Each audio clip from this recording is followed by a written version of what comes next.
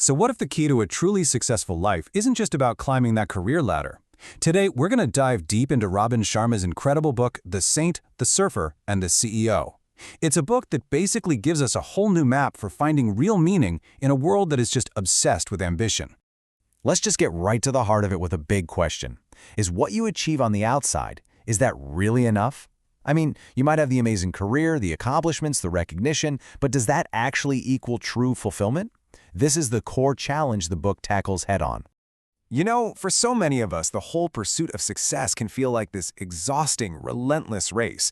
It's just this cycle of high ambition, constant pressure, and it often leaves real happiness feeling like, well, an afterthought.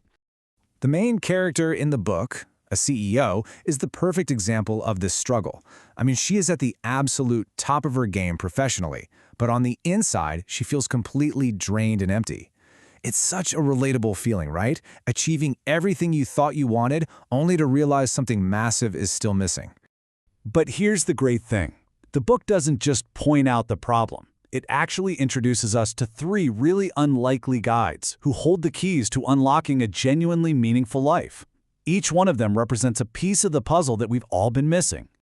Okay, so here's the core philosophy in a nutshell. First, you've got the saint, who represents our need for inner peace and clarity. Then there's the surfer, who's all about the joy of being in the present moment. And finally, the CEO, who teaches us how to channel our ambition with real purpose. The book's big idea is that true fulfillment isn't about choosing one of these, it's about learning how to be all three. So, where do we start? Well, the book suggests we begin with the saint. And it makes sense, because this archetype is the foundation. It teaches us that any truly meaningful life has to be built from the inside out. The saint's main lesson is pretty simple. You've got to turn down the volume on the outside world. It's only in that silence, in that quiet introspection, that we can finally hear ourselves think and actually connect with what we truly value. That's where real clarity comes from.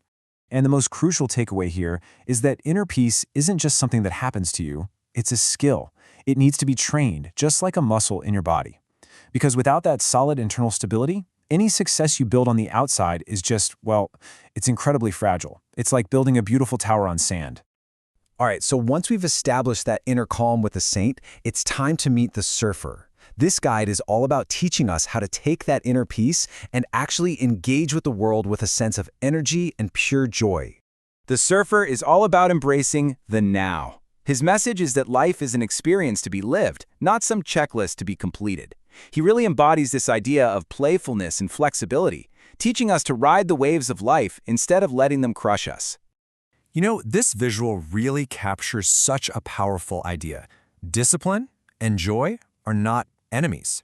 The surfer shows us that we can be super effective and still find genuine fun in what we do. I mean, think about it. So much of our stress comes from obsessing over the past or worrying about the future. The surfer's lesson is to just anchor ourselves right here, right now. So we have inner peace from the saint, and we have that joyful presence from the surfer. Now let's see how the CEO learns to bring these lessons together to transform her ambition into something that actually matters. This is where we see the CEO's huge transformation. She goes from being basically a puppet of external pressures to a leader who is guided by a deep sense of self-awareness. Her career is no longer just about hitting targets, it becomes a way for her to make a real, meaningful impact that's aligned with her true values. So how do we actually do this stuff? Well, this isn't just some high-level philosophy. The book gives us a really practical roadmap. We're talking simple things like carving out time for silence every day, creating small rituals that boost your energy, and learning to set firm boundaries. These are the real concrete steps that bring the wisdom of all three guides into our daily lives. And this quote, this is really the heart of the entire book. All the external achievements in the world can't fill an internal void. Without that foundation of inner peace, success is always going to feel incomplete. Hey, if this breakdown helped you see success in a new light, make sure you follow for more analyses like this one, and maybe share it with someone you know who might really need to hear this message today. And I'll leave you with a final thought to chew on. Looking at your own life, right now, in this moment, which guide do you need to listen to the most? Is it the saint, who's calling for more peace, the surfer, inviting more joy, or the CEO, pushing for more purpose? The answer to that question? Well, that's your next step.